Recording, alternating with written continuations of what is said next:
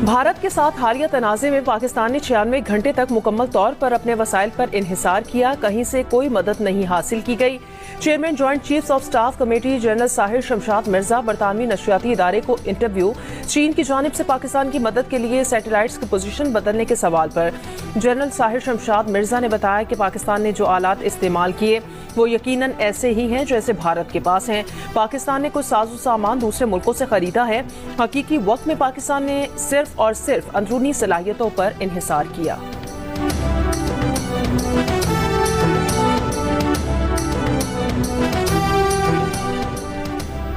बिलावल भुट्टो जरदारी की जेर क़यादत पार्लिमानी वफ़द की अक़वाम मुत्तहिदा में अमरीका के कायम मकाम मुस्तकिल मंदूब ड्रोथी शिया से मुलाकात। पाक भारत जंग बंदी में सहूलत कारी पर सदर डोनाल्ड ट्रंप का शुक्रिया अदा किया। बिलावल भुट्टो ने कहा, भारत पानी को बतौर हथियार इस्तेमाल करके करोड़ों इंसानों को सजा देना चाहता है। बगैर तहकीक के पाकिस्तान पर इल्जाम तराशी के बाद हमला करना बाज़ाते खुद सवालिया निशान है। 9 रुकनी वफ़द की चीन और रूस के मुस्तकिल मंदूबीन से मुलाकातें। पाकिस्तान और चीन का एक तरफा भारतीय इक़दामात और जारियत की मुखालफत पर इतफाक। वफ़द की अक़वाम मुत्तहिदा में OIC रुकन ममालिक को ब्रीफिंग। OIC की तरफ से अक़वाम मुत्तहिदा के चार्टर और मुआहदों के एहतराम पर जोर।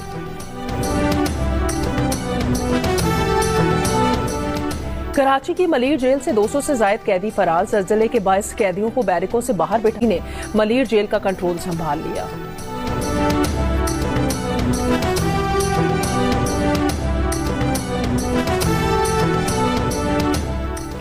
बाजोड़ के थाना लुई मामून पर दहशतगर्दों के हमले में SHO समेत 4 अहलकार जख्मी। बन्नू के मिरियान पुलिस स्टेशन पर नामालूम अफराद की हल्के और भारी हथियारों से फायरिंग।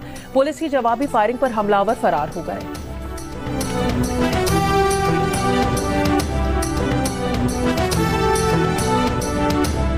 डिफेंस कराची में नौजवान पर तशद्दुद में मुलव्विस एक और मुलजिम गिरफ्तार। मुलजिम को वीडियो की मदद से गिरफ्तार किया गया। मरकजी मुलजिम को कल ही गिरफ्तार कर लिया गया था। मरकजी मुलजिम सलमान फारूकी, ड्राइवर और एक गार्ड पहले ही गिरफ्तार किए जा चुके हैं। मुतासिरा नौजवान तोशाखाना 2 केस की समाअत आज अडियाला जेल में होगी। बानी PTI को कमरा अदालत में पेश किया जाएगा। अदालत ने बुशा बीबी को पेश होने के लिए वार्निंग जारी कर रखी है। गुज़श्ता समाअत पर बुशा बीबी ने एहतजाजन कमरा अदालत आने से इनकार कर दिया था।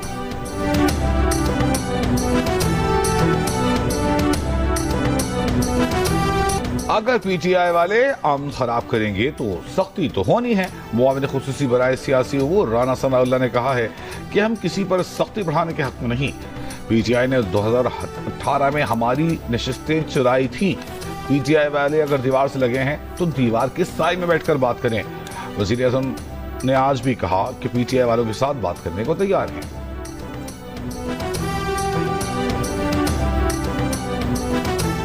मुल्क भर में 24 लाख से जायद मुकदमात ज़ेर इल्तवा हैं। वज़ीर कानून आज़म नज़ीर तारक का 6 रोज़ा सिविल कमर्शियल सालसी ट्रेनिंग प्रोग्राम का इख्तितामी सेशन से खिताब।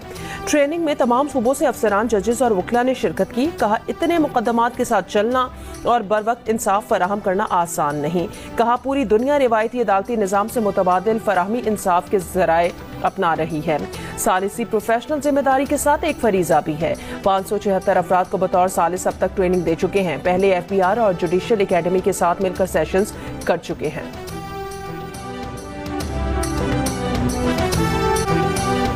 भारत की अरबपति कारोबारी शख्सियत अमरीकी छानबीन की जद में। अमरीकी अखबार के मुताबिक अमरीकी महकमा इंसाफ भारतीय बिजनेसमैन गौतम अडानी के कारोबार से मुतालिक तहकीकात कर रही है।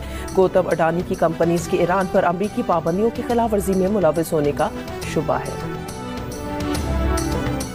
भारतीय प्रोफेसर ने मोदी हुकूमत की दुनिया की चौथी बड़ी मईशत बनने और GDP ग्रोथ जापान से ज्यादा होने के दावे की कलई खोल दी। सूबे मुआशियात जवाहरलाल यूनिवर्सिटी के रिटायर्ड प्रोफेसर अरुण कुमार का कहना है कि भारतीय सरकार निजी शोबों को छोड़कर सिर्फ अवामी शोबों के महदूद आदादोशुमार से GDP ग्रोथ दिखा रही है, जबकि मुल्क में बढ़ती महंगाई, बेरोजगारी, MCG, trade, leather goods sector समेत दूसरे अहम सेक्टर्स में तनज़्ज़ुली के बायस माहिरीन भी हुकूमती आदादोशुमार को गलत करार दे रहे हैं। IMF भी हुकूमती डेटा का इस्तेमाल करता है, इसलिए भारतीय सरकार के दावे में IMF का अंदाजा भी वजन नहीं डाल सकता।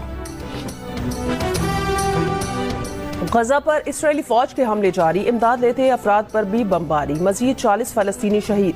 अक़वाम मुत्तहिदा के इमदादी मराकज़ पर इसराइली फायरिंग की तहकीकात का मुतालबा, इमदादी एजेंसीज की भूखे प्यासे फलस्तीनियों पर इसराइली बमबारी की शदीद मज़ामत। इमदाद की तकसीम के लिए आलमी इदारा खुराक ने गजा तक रसाई मांग ली। बरतानवी वज़ीर आज़म सर कीयर स्टारमर का कहना है गजा की सूरत हाल बदतर होती जा रही है, इमदाद की फौरी और मुकम्मल रसाई यकीनी बनाई जाए।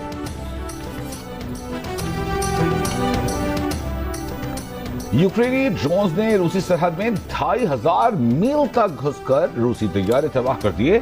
माहिरीन ने हमले को रूस का पर्ल हार्बर करार दे दिया। रूस की तरफ से यूक्रेन को इस हमले का जवाब दिए जाने का खदशा। यूक्रेनी इंटेलिजेंस का दावा है कि रूसी हवाई अड्डों पर उसके ड्रोन हमलों में रूस का $7 अरब का नुकसान हुआ और रूस के क्रूज मिसाइलों के जखीरे का 1/3 हिस्सा तबाह हो गया। रूसी सदर ज़ेलेंस्की के मुताबिक हमले में 117 ड्रोन इस्तेमाल किए गए। दूसरी जानिब रूस और यूक्रेन एक दूसरे के 6-6 हजार हलाक फौजियों की बाकियात भी वापस करने पर तैयार। हलाक फौजियों की वापसी के लिए मुज़ाकरात तुर्की में हो रहे हैं। बरतानवी वज़ीर आज़म सर कीयर स्टारमर ने रूसी खतरे को संगीन करार दे दिया। कहा, हम रूसी खतरे को नजरअंदाज नहीं कर सकते। इसका नाम है atom bomb, Pakistan atom bomb, और इसको चने खिलाते हैं, दूध पिलाते हैं और चारा वगैरह गंदम खिलाते हैं। नायाब चीज़ है, ये मारखोर नस्ल का बकरा है, इसका गोश्त भी बड़ा मज़ा करता है।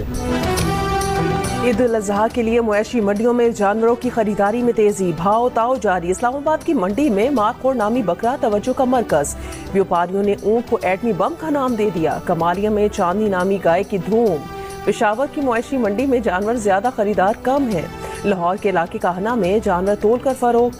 हाफिजाबाद में छुरियां तेज करने और गोश्त बनाने के औजार तैयार करने वालों का कारोबार चमक उठा।